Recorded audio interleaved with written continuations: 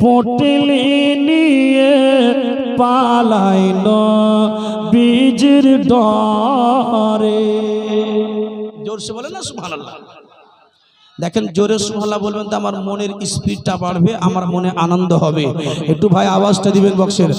একদিন এক ভোরে মক্কা শহরে পুটলি নিয়ে, আওয়াজটা থাকছে কেন? আওয়াজটা দাও না।